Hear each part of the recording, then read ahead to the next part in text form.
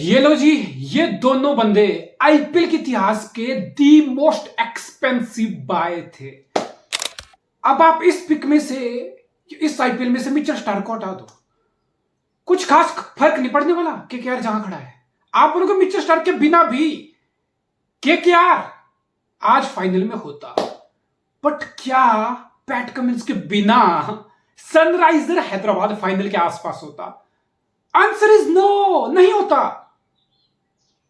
यही Hyderabad last year 10वें number पे फिनिश किया था भाई। 14 में से 4 मैच जीता, सिर्फ 10 मैच 14 में से आ रहा था ये हैदराबाद। क्या बदलेगा ड्रास्टिकली? कोई मैगा ऑक्शन हो गया क्या एक साल के अंदर?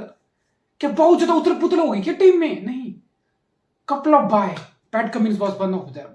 ट्रेविस हेड, जिस तरीके से पैट कमिंस आया, कैप्टनसी का रोल लिया और जिस तरीके की मेंटलिटी टीम में इंजेक्ट की कि इस तरीके का क्रिकेट खेलना है। पैट कमिंस आईपीएल शुरू होने से पहले बोल दिया था कि मुझे अपनी टीम से फियरलेस क्रिकेट चाहिए, रूथलेस क्रिकेट चाहिए, मुझे बैट्समैन से डोमिनेंस चाहिए, बॉल वन से। क्या हुआ? हमने पावर प्ले में हैदराबाद से बेहतर किसी टीम को करते देखा ही नहीं। ट्रेविस हेड का उसमें बहुत बड़ा योगदान। यस, अभिषेक शर्मा जो एक अनकैप्ड इंडियन प्लेयर है, वो eight times Travis Head World Cup winner को आउटशाइन किया दूसरे एंड पे। सो अभिषेक शर्मा का बहुत बड़ा रोल है, तो पैट कमिंस का बहुत बड़ा रोल है इस टीम को खड़ा करने में जहां ये आज खड़े हैं। और फिर आप सोचोगे कि भाई पैट कमिंस पिछले 1 साल में क्या कुछ नहीं जीता भाई।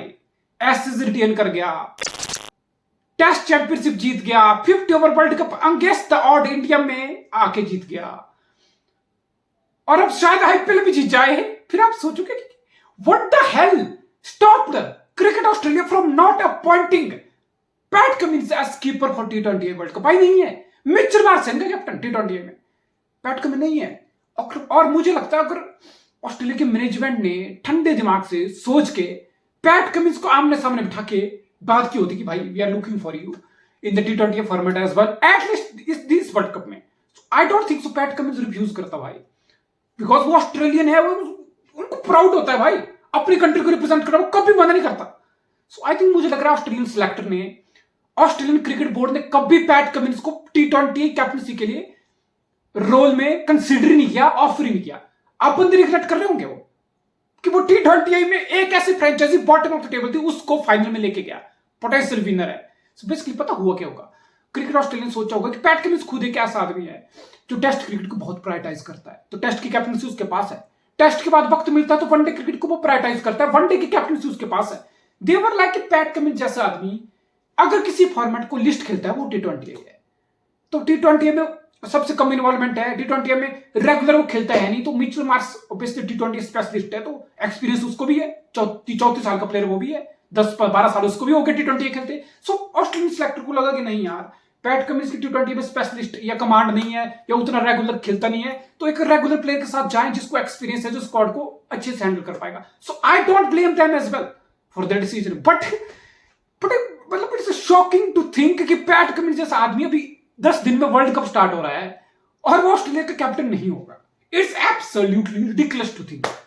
और जिस तरीके से पैट कमिंस ने कंडीशन को यूज किया, पैट कमिंस समझ गया था कि इस पिच पे ड्यू नहीं आई है, ऑब्वियसली दिख जाता है, वो सबको दिख जाता वो, और वो समझ गया कि ये पिच स्लो है, बैटिंग बॉल बैट पे अच्छे से नहीं आ रही, हल्की फुल्की ग्रिप है, तो मैं यहां पे यूज करूंगा, ऑब्वियसली शादाब को तो यूज करूंगा ही, उसके साथ साथ अभिषेक शर्मा। भाई किसी ने सोचा था, ऑब्वियसली एक आधा ओवर पहले लास्ट 1-2 सीजनों फेंक देता था कभी कभार, पर this is the proactiveness of the captain, this is the reading of the game awareness. तुम्हारी सेंसेस कितनी तेज है, तुम कितने शानदार स्कीपर हो, तुमने एक मोमेंट देखी और उसको ग्रैब कर लिया, मैच को पकड़ लिया। अभिषेक शर्मा से तुमने 4 ओवर डलवा लिए, 2 विकेट दिखा लिया, और ये जो मिडिल ओवर का पैच था ना, it was strangled hold on Rajasthan royal batter, और ये निकल उस चीज से उभर ही नहीं पाए।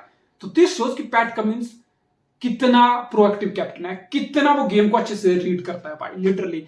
मतलब वो don't want to play for the keeper like Pat Cummins. कौन नहीं चाहता कि बहन जी उनकी फ्रेंचाइजी का कैप्टन या टीम का कैप्टन हो? Pat Cummins is absolutely right up there भाई, लिटरली। मैं धोनी का एरा देखा था, 7 में वर्ल्ड कप, 11 में वर्ल्ड कप, 13 में चैंपियन ट्रॉफी, हर बड़ी ट्रॉफी को धोनी उठा लिया था, सीएसके के साथ लक से success. So we were like, हम एक वर्ड यूज करते थे कि धोनी जो भी छू लेता ना बहन जो, वो सोना बन जाता है, वो सोना हो जाता है। Guess what, Pat Cummins literally उसी दौर को हाईलाइट कर रहा है पिछले 1.5-2 साल से, चाहे वो एसएस हो, टेस्ट चैंपियनशिप हो, 50 ओवर वर्ल्ड कप हो या आईपीएल हो, कि भाई जो चीज में पैट कमिंस हाथ लगा रहा है ना भाई, जो चीज पैट कमिंस छू रहा है ना भाई, वो गोल्ड हो रही है, absolutely fucking gold. Golden period चला है बंदे का, जबरदस्त। और पैट कमिंस को बैच बॉल नहीं हरा पाया, पैट कमिंस को पूरी की पूरी बीसीसीआई नहीं हरा पाई, लेकिन पैट कमिंस को हरा कौन सकता है इस सबसे? कल श्रेयस अय्यर वो श्रेयस अय्यर जिसको बीसीसीआई कैप्टनसी के लिए कभी कंसीडर नहीं किया, जो इंडिया के टी20 स्क्वाड में कंसीडर नहीं हुआ इस बार, वो Shreyas Iyer as a captain कल पैट कमिंस को हरा के लिटरली सिलेक्टर को बताएगा ना, बहन जो पूरी इंडिया को बताएगा ना, लो बहन जो पेल दिया पैट कमिंस को, हरा दिया पैट कमिंस की लेगेसी को। तो भाई श्रेयस अय्यर के लिए ये उसके करियर का सबसे बड़ा मूवमेंट है कल। Come on Shreyas Iyer, it's a once in a life time opportunity to go into the history books कि भैंचोद मैंने पीक पैट कमिंस को रोका था, श्रेयस अय्यर ने रोका था, बाकी कोई रोक नहीं पाया था। So cricket is a funny game, absolutely funny game. अब ये मैच बदला का, ये मैच टॉस पे ही बदल गया था।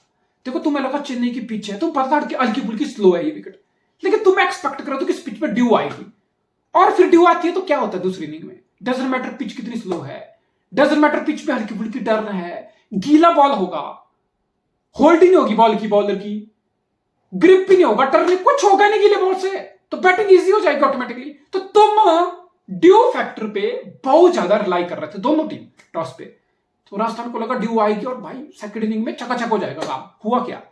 हुआ कि ड्यू आई ही नहीं, ड्यू पूरे मैच में आई ही नहीं। And what does this mean? तुम्हारा दांव उल्टा पड़ गया, बिकॉज पिच तो ऑलरेडी स्लो थी और फिर सेकंड इनिंग में ड्यू नहीं आई। What does that mean?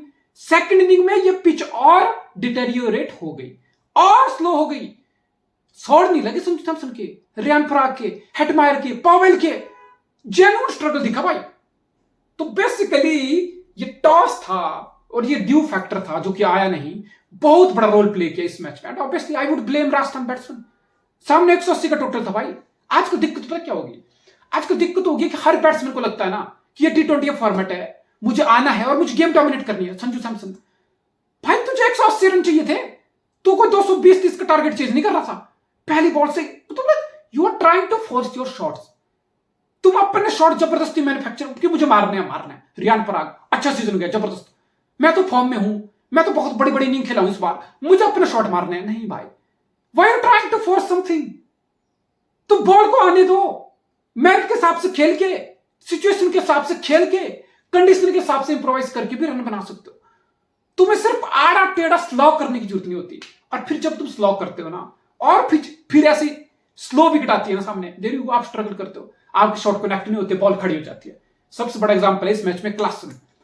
पहली इनिंग में भी स्लो था ट्रैक, रिलेटिवली सेकंड इनिंग में ज्यादा स्लो था, लेकिन क्लासन कैसे खेला, ट्रेविस हेड कैसे खेला, स्टार्टिंग के 10-12 बॉल में 10-12 रन थे इन दोनों के।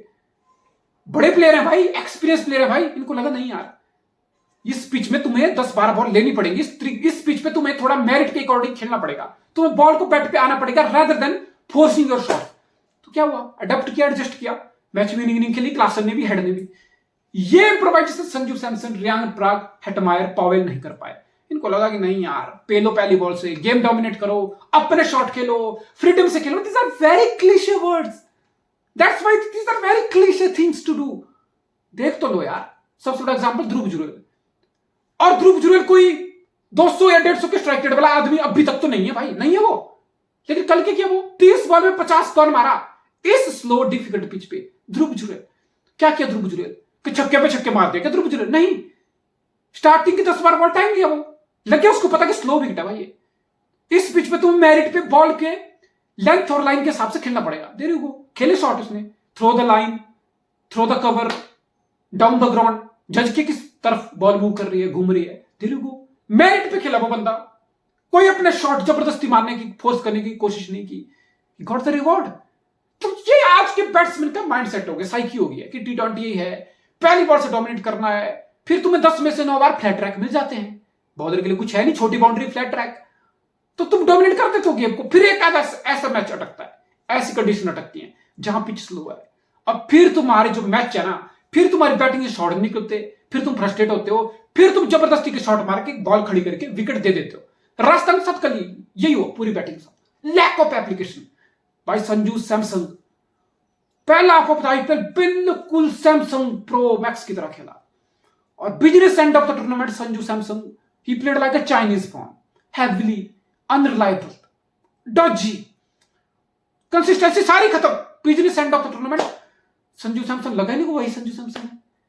तो भाई ऐसे कैसे तुम अपने अथॉरिटी लाओगे? ऐसे कैसे तुम बोलोगे कि नहीं भाई मैं भी इंडियन टीम के लिए कुछ बड़ा उखाड़ूंगा, मेरा नाम भी जपो फैन लोगों, मुझे भी हाइप करो? ऐसे कैसे? बड़ा मौका, बड़ी स्टेज, हक दिए तुम फिर से। तो मैं चाहता क्रिटिसाइज नहीं करूंगा, because all over Sanju Samson बहुत अच्छा खेला। आई होप अगर उसको वर्ल्ड कप में चांस मिले, बिकॉज इंडिया के लिए संजू सैमसन 10% भी परफॉर्म नहीं किया है। May be let's see what happens, but Rajasthan का सिलसिला खत्म, and SRH and PAT Cummins they are in the final, another final for Pat fucking Lord Cummins.